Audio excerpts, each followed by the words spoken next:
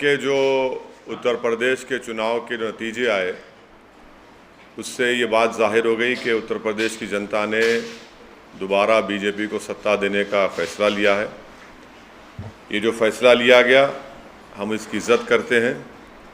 ये आवाम का और जनता का फ़ैसला है और साथ ही साथ मैं अपनी पार्टी के अध्यक्ष जनाब शौकत अली साहब का और पार्टी के उत्तर प्रदेश के तमाम ज़िम्मेदारों का और जो हमारे पार्टी के मेंबर्स जो महाराष्ट्र से और कर्नाटका से हैदराबाद से जाकर वहाँ पर कई महीनों से मेहनत किए, मैं उन सब का शुक्रिया अदा करता हूँ।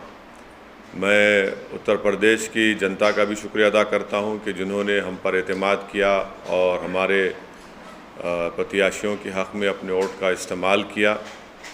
मैं शुक्रिया अदा करूँगा जनाब बाबू सिंह कुशवाहा साहब का जो जन अधिकार पार्टी के अध्यक्ष हैं, और भागीदारी परिवर्तन मोर्चा में जितने पार्टियां शामिल थे उन सब का शुक्रिया अदा करूँगा।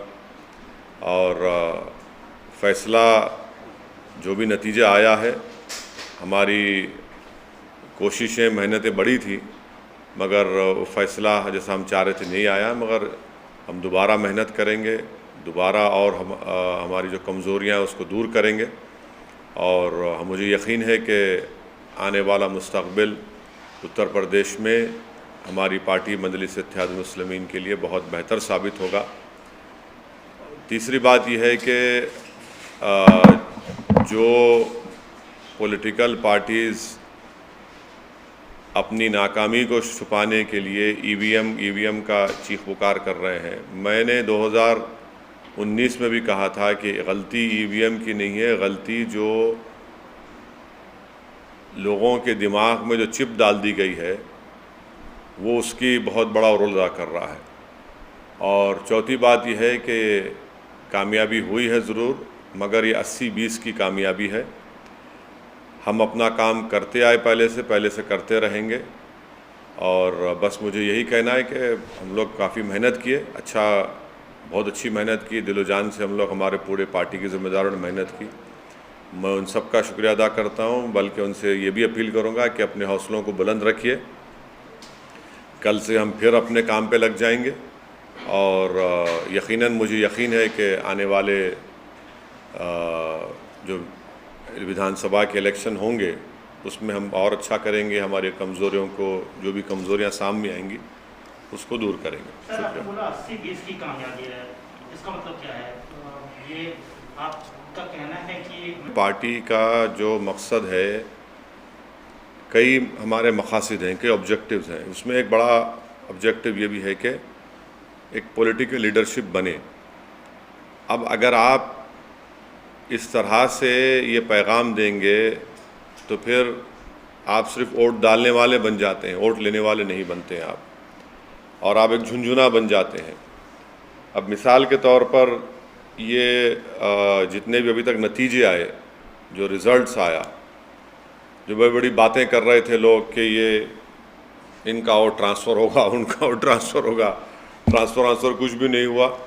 और जो लोग झूठे दावे पेश कर रहे थे, जो लोग सब्ज़, उर्दू का लफ्ज़ बोल रहा हूँ, सब्ज़ बाग दिखा रहे थे, वो सब मालूम हो गया कि किसका वोट कहाँ पर गया, किधर गया।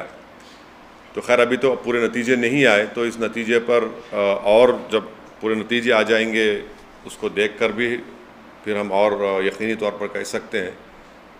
मगर यह है कि जो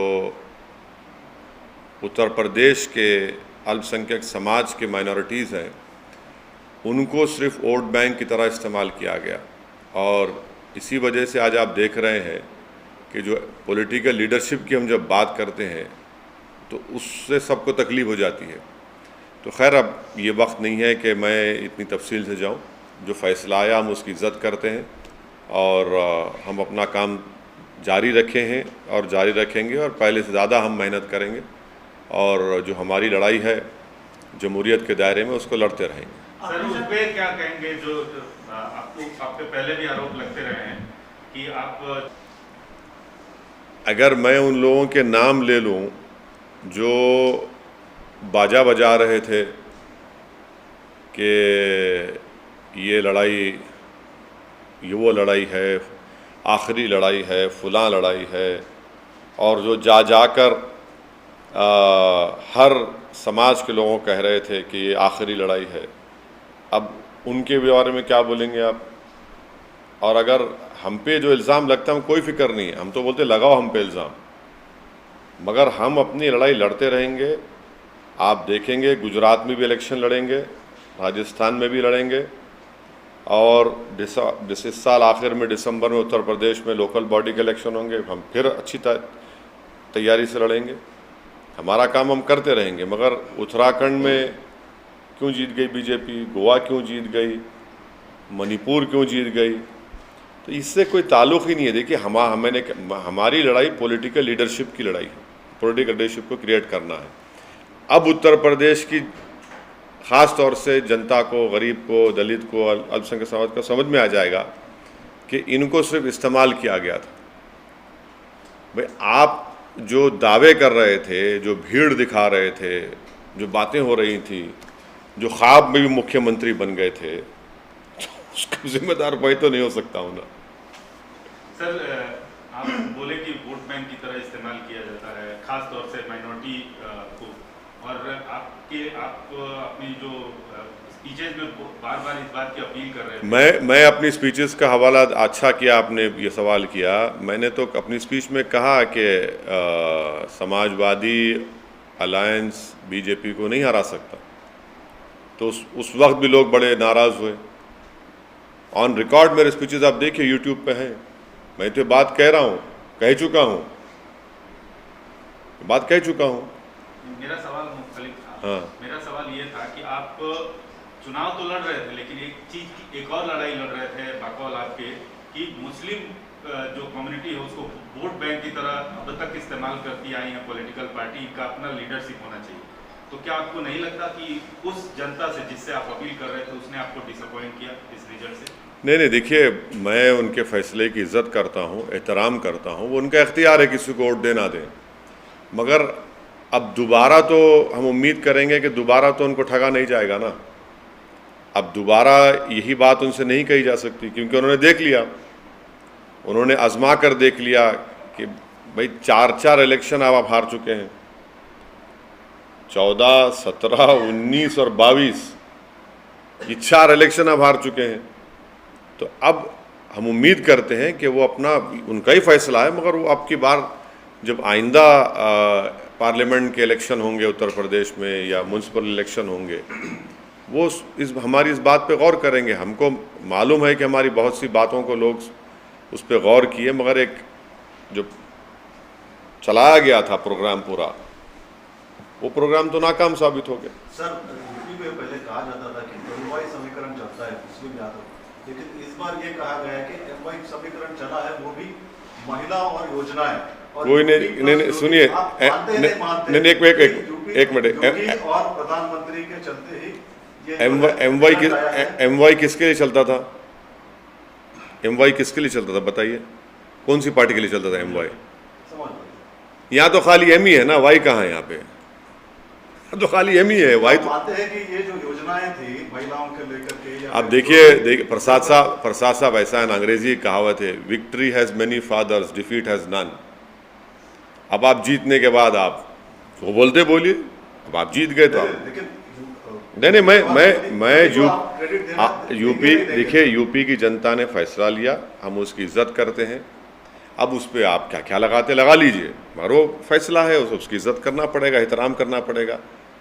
सर, आपने कहा कि अब ये चुनाव तो हो गए, आपने कहा कि गुजरात और राजस्थान में, तो आप क्या एमआईएम वहाँ पे? बिल्कुल करेंगे, बिल्कुल करेंगे, हम बिल्कुल करेंगे। बल्कि इससे पैगाम तो चला गया ना कि ये लोग जो एक पर्टिकुलर कम्युनिटी को अपना वोट बैंक समझते थे, अब तो वोट तो ले लिए, मगर आपके वोट नहीं है, आप तो जीत ही नहीं पा रहे, आपका वोट ही नहीं है।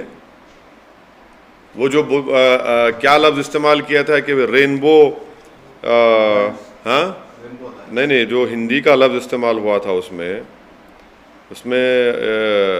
वो तो सब हाथ को आ गया ना, वो तो बिल्कुल ही नाकाम साबित हुए।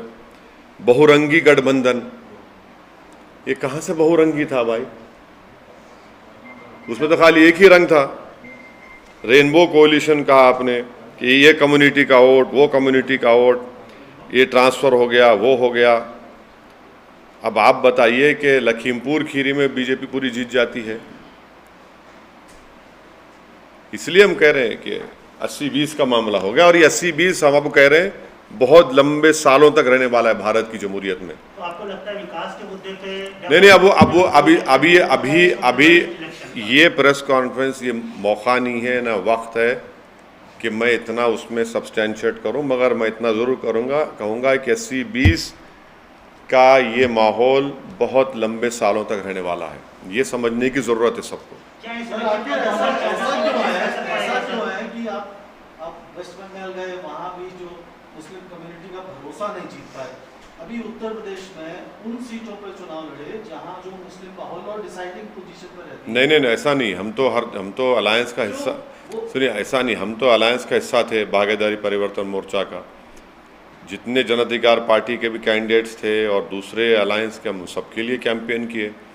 इलेक्शन में जीतार होती है, इलेक्शन जीतार होती है। और काशीराम, मान्यवर काशीराम ने सही कहा था कि पहला इलेक्शन हारना, दूसरा हराना, तीसरा जीतना। अरे सुनिए, ये काशीराम साहब का एक बहुत बड़ा इंपॉर्टेंट स्टेटमेंट है। हम हारे हैं, जीतेंगे दोबारा, इसमें कौन सी बड़ी बात है? कौन सा आसमान गिरने वाला है? हमारे हौसले, हमारा अज़म कभी कम नहीं होगा ना, इससे होता है। ठीक है, हम जो चाह रहे थे उसके बरक्स नतीजा आया, कोई बात नहीं है, मगर हमारे हौसले, हमारे स्पिरिट आज भी हाई हैं, कल भी हाई रहेंगे, हम लगे रहेंगे। आपने कांशीराम का इसी से जुड़ा हुआ वो नहीं, मतलब आखिर क्या कारण वो आप पाते हैं कि जो मुस्लिम कम्युनिटी है उसका भरोसा नहीं जीत पा रहे हैं? नहीं, देखिए, अब एक मैसेजिंग जो की गई थी ये सब लोगों की वजह से, अब उसका नतीजा देख रहे हैं ना आप, अब उसका नतीजा देख रहे हैं लोग। तो ये एक टर्निंग पॉइंट होगा मुस्लिम पॉलिटिक्स के लिए। ये यहाँ पर मालूम हो जाएगा कि भाई जो दावे कर रहे थे उन्हीं के पास कुछ है ही नहीं, वो खुद बिल्कुल खाली पड़े हुए हैं, सिर्फ दावे कर रहे थे। अगर उनके दावे सही साबित होते तो कुछ तो उनके पास बचता, उनके पास कुछ नहीं बचा। तो हिजाब का मामला किसको फायदा किया और किसको नुकसान किया सर? देखिए, हिजाब का मामला मैंने कहा था अपने भाषण में, ये संविधान के फंडामेंटल राइट का इशू है। इलेक्शन हो, चुनाव हो ना हो, जहाँ पर फंडामेंटल राइट्स का वायलेशन आएगा वहाँ पर बोलना पड़ेगा। लेकिन वो इशू अगर चुनाव नहीं होते तो आप समझते हो इसी खाऊं बढ़ जाता। आप गलत सोच रहे हैं। आप, ये मेरा फंडामेंटल राइट है, संविधान को प्रोटेक्ट करना मेरी आपकी जिम्मेदारी है, मैं बोलूँगा बराबर। मगर ये बोलना कि इसमें आया, भाई अगर नहीं आता तो भी हम बोलते बराबर। 80-20 के नैरेटिव में क्या ये काम आया सर? नहीं, 80-20 का नैरेटिव अब आपको बताएंगे आराम से, अभी आज की प्रेस कॉन्फ्रेंस हो जाए। आप बोल रहे हैं कि जो मैसेज दिया गया था तो आपका इशारा कहीं न कहीं जमात के जो नुमाइंदे हैं, चाहे वो मेरा इशारा किसी, लीडर हों, नहीं, मेरा इशारा किसी के ऊपर नहीं है। जनता समझ जाएगी। मैं आप जिसका समझ रहे हो नहीं, वो गलत है, वो नहीं। आप कह रहे हैं कि ये जो 80-20 का जो नैरेटिव है, This is going to stay for a very, very long time. This is the crass reality which everyone will have to accept. At the same time, the story of the day is also coming from Punjab, where Kejriwal has sort of in a way created history, and he has made it amply clear that he is going to stitch up a national front, which may not be possible without the support of other players. And here we're talking about TRS Chief Minister KC.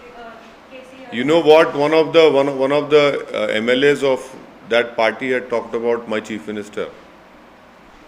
He has used some offensive words against him, unparliamentary, derogatory words. I don't want to repeat it in a press conference, but that is for them and the other parties to decide. But would you throw in No, no, madam, my objective is to create a political leadership.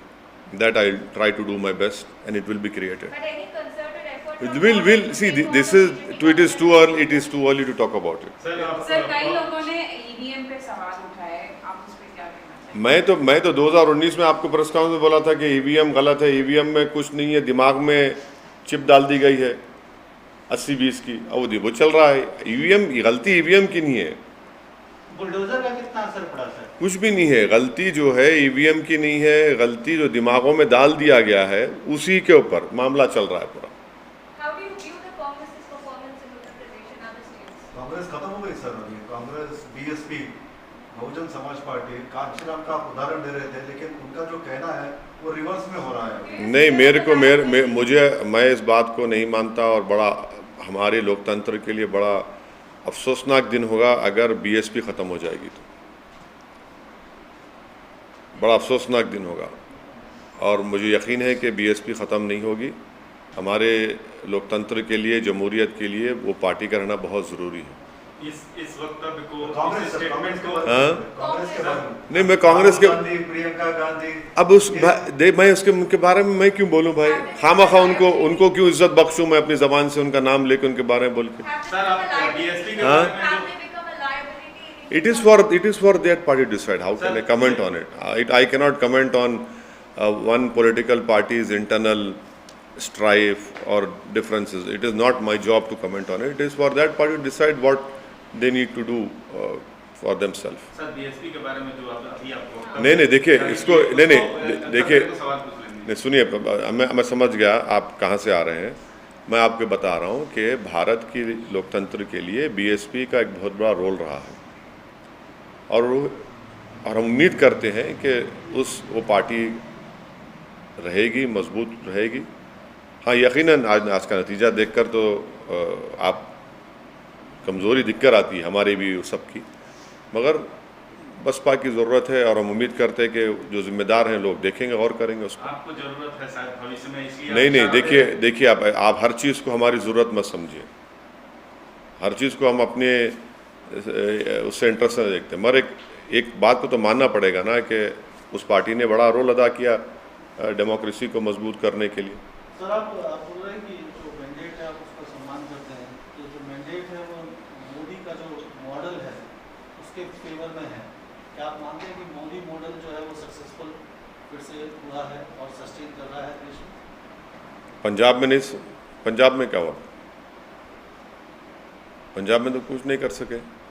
Punjab में कहाँ थे वो? अच्छा, नहीं थे कभी power में नहीं थे ना। अच्छा। सर, पावर में।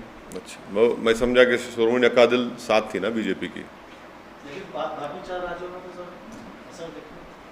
अब भैया अंग्रेजी कहावत है, victory has many fathers, defeat has none. Sir आप 85 रैलीज करे, 2 महीने तक हैदराबाद में नहीं आए। नहीं आया, बीच में आया। लेकिन तो क्या एक पर्सनल लेवल पर लगता है सर, बिकॉज मेहनत करके कभी कभी फल नहीं मिलता है। अरे आप लोग मेरी पार्टी की हिस्ट्री जानते ना मेरी हिस्ट्री जानते। मैं एक सिंगल एमएलए था मेरी पार्टी का, फिर हम लोग बड़े, एक ही एमएलए था मैं, हम लोग एमपी का इलेक्शन, 2 एमपी इलेक्शन थे 96-98 का। तो क्या कमियां रह गई? क्या अरे रही होगी भाई, कुछ ना कुछ होगा, हम उस पर देखेंगे, मगर मेहनत के एतबार से हमारा उत्तर प्रदेश का यूनिट, शौकत अली और जितने हमारे जिम्मेदार हैं बहुत मेहनत की, तो यकीनन कहीं ना कहीं कमज़ोरी होंगी, देखेंगे उसको, मगर इससे हमको कोई मायूसी नहीं है। Sir, do you still feel that Muslims in other parts of the country see you as an outsider? See, that is not, they don't see me as an outsider. They see me as a person who is fighting to create a political leadership and to ensure that everyone gets their hissedari or their share in Indian democracy.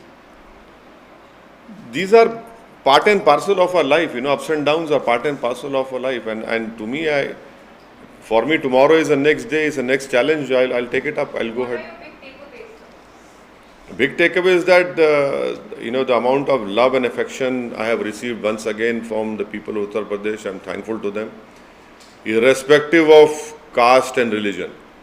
Wherever I have went, the affection and love which has been shown to me, showered on me, that I will treasure it for the rest of my life. Casting of vote is a personal decision. That we have to respect them. Delhi municipal corporation के चुनाव NCP के हाँ, लड़ेंगे, बिल्कुल लड़ेंगे, पूरी तैयारी कर रहे हैं हमारे कलीम साहब, कलीम हफीज़ साहब लड़ेंगे, चुनाव लड़ेंगे। सर, आप पूरे देश में बीजेपी के खिलाफ लड़ रहे थे। आम आदमी पार्टी ने जो परफॉर्मेंस किया है, केजरीवाल को आप बधाई देना चाहेंगे? नहीं, पंजाब की जनता ने फैसला लिया है, वो भी एक वर्डिक्ट है, उसका सबको एहतराम करना चाहिए।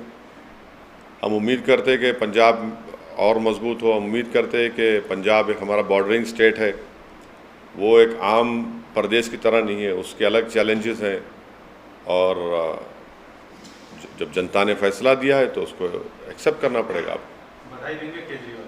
नहीं, मैं तो पंजाब की जनता ने जो फैसला लिया उसका एहतराम करता हूँ, उसका एहतराम करना चाहिए, क्योंकि उन्होंने वो डिसाइड किया कि एक मैसिव मैंडेट उन्होंने किसी के पार्टी के हक में दिया, तो हम उसका एहतराम करते हैं। सर, इससे थोड़ा सा ये इस इलेक्शन के जो रिजल्ट्स आए हैं, इसका जो संभावित फेडरल फ्रंट और something minus BJP minus Congress type का, अरे मेरे से क्यों पूछ रहे? नहीं, ऐसे अरे देखिए, पॉलिटिशियन है, मुझसे मत पूछिए, मुझे नहीं मालूम। मैं तो मोस्ट अनटचेबल आदमी हूँ ना पॉलिटिकली, तो मुझसे क्यों पूछ रहे आप? मैं क्या बताऊंगा उस बारे में? और कुछ? सर, एक सवाल है। जरूर। राष्ट्रपति चुनाव को लेकर अभी से माहौल बन रहा है, अपने सीएम साहब भी उसके लिए एक तरह से मेहनत कर रहे हैं। अगर कोई बीजेपी के खिलाफ सारी पार्टियां मिलकर अगर कैंडिडेट, मेरी देखिए, मुझे आपसे मालूम हो रहा है कि हमारे मुख्यमंत्री इस तरह का प्रयास कर रहे हैं, मुझे नहीं मालूम। मैं जिस दिन हमारे मुख्यमंत्री से मिल लूँगा, मुझे टाइम देंगे मिलने का, तो मैं उनसे पूछ लूँगा। मगर जब वो टाइम जब देंगे, मेरी जब मुलाकात होगी मोहतरम वज़ीर आला तेलंगाना से, तो मैं उन मोहतरम से पूछ लूँगा। अभी तो मेरी बहुत अरसे दराज से मेरी उनसे मुलाकात ही नहीं हो पाई, वो बहुत मसरूफ़ हैं। तो जब उनकी गुनागो मसरूफियत में वो थोड़ा वक्त दे देंगे, तो यकीनन आपका सवाल उनसे पूछ लूँगा, और जवाब जब आएगा तो आपको बता देंगे। मुस्तकबिल में संभव है कि अखिलेश से आप हाथ मिलाएं? ठीक है, देखिए, मुस्तकबिल में क्या होगा मुझे नहीं मालूम, मगर हम ये कह रहे हैं कि अब आज के इस फैसले के बाद तो हमारी जितनी बातें हम कह रहे थे वो सब सच साबित हो गई, वो सच साबित हो गई। अब ये देखना है कि वो अपनी विधानसभा की सीट पर रहते हैं या फिर वो आजमगढ़ की अपनी पार्लियामेंट सीट छोड़ते हैं। हम तो पार्लियामेंट का इलेक्शन भी लड़ेंगे उत्तर प्रदेश में। सर, आपने एक बात कही कि सिर्फ एम रह गया, वाई नहीं, वाई कहाँ चला गया? नहीं, प्रसाद साहब ने MY की बात की थी, सिर्फ एम, तो हम तो बोले, हम ये कह रहे हैं खाली M ही रह गया है, वाई नहीं मिला। वाई तो मैदान जंग से गायब हो गया। मोहब्बत में हम ही खड़े हो गए, और जो हमको मैदान में लाए, जंग के मैदान में छोड़ के भाग गए हमको। समाजवादी आप पार्टी डायरेक्टली ये कहना चाहते हैं कि नहीं, को यादवों ने सपोर्ट नहीं, अब देखिए, डेटा आएगा, मालूम हो जाएगा, आप डेटा आएगा। मगर हम तो यही कह रहे हैं ना भाई, नहीं, ये जो लफ्ज़ इस्तेमाल किया आपने, वो क्या था कोalition, वो बहुरंगी गठबंधन, एक ही रंग नजर आ रहा था इसमें तो। अभी तक तो रिजल्ट जितनी आए हैं एक ही। नहीं, देखिए, अभी इसको आप एक रंग वंग मत दीजिए, रंग नजर तो एक ही आ रहा था। सर, स्टेट बीजेपी का कहना है कि यहाँ पे आने वाले इलेक्शन के अंदर बुलडोजर चलाएंगे, क्या उसका? हाँ, स्टेट बीजेपी लीडरों का कहना है कि यहाँ पे आने वाले इलेक्शन में बुलडोजर। देखिए, चंद्रशेखर राव जो है एक ज़िद्दी किस्म का आदमी है, ये बातें नहीं करना यहाँ पे, समझे ना। अब यहाँ पे क्या चलाएंगे, कैसा चलाएंगे, वो मालूम हो जाता। मगर अब वो आप जीत गए उत्तर प्रदेश, सही है। बल्दिया के इलेक्शन में आए थे ना, सब आए थे। लेकिन परफॉर्म भी तो किया सर। हाँ, परफॉर्म किए, फिर उसके बाद क्या? अरे छोड़िए ना, वो तो कांग्रेस, जहाँ कांग्रेस का वैक्यूम पैदा होता है फिल कर लेते। इसका मतलब बीजेपी के पास चांस भाई, जहाँ हमारे जितने नंबर से हम रिपीट किए, अंडर एस्टिमेट मत करो आप चंद्रशेखर राव को। और अच्छी बात यह है कि चंद्रशेखर राव अब जो एक्टिव हो गए ना, वो बड़ा चेंज है उनमें, और उम्मीद करते हैं कि वज़ीर आला ऐसी एक्टिव रहेंगे, वैसी एक्टिव रहेंगे अब आइंदा असम्बली के चुनाव तक। मतलब उससे पहले इलेक्शन होगा। नहीं, वो कब कराते वो नहीं मालूम मेरे को, वो मेरे को नहीं मालूम, आपको मालूम है तो बताइए, हम भी तैयारी शुरू कर रहे थे जल्दी। मेरे को तो नहीं मालूम, बट हम तो उम्मीद करेंगे कि हमारे वज़ीर आला जो एक्टिव आज है, उन्हें एक्टिव रहना, बस एक्टिव रहना, और थोड़ा उन्हें पब्लिक से मिलना भी, थोड़ा जितने उनके MLA से तो टाइम निकाल लिए, थोड़ा मिल लिए तो अच्छा रहता, क्योंकि TRS में एक ही फेस है, वो TRS में एक ही चेहरा है बस, वो दूसरे कोई चेहरे नहीं है। बहुत बड़ी बात बोले, टीआरएस में कैसे सर एक ही चेहरा है? बिल्कुल TRS में एक ही चेहरा है, कोई दूसरा चेहरा है ही नहीं, कोई भी नहीं है, कोई नहीं है, सिवाय वज़ीर आला के चंद्रशेखर और कोई चेहरा नहीं है। सर पिछले इलेक्शन में बाबू भी बहुत एक्टिव हुए थे, ऐसे नेशनल पॉलिटिक्स में इन्वॉल्व होते हैं, अभी नहीं दिख रहे है उन्होंने आंध्रा में है ना थोड़ा बहुत, आंध्रा में है, थोड़ा बहुत है। नहीं, इनका सिचुएशन ऐसा ना हो जाए। कहाँ पे? यहाँ पे नहीं, देखिए, इन्हों चंद्रबाबू नायडू को छोड़ के निकले, वैसा आदमी नहीं है वो, छोड़ के निकले स्वयं।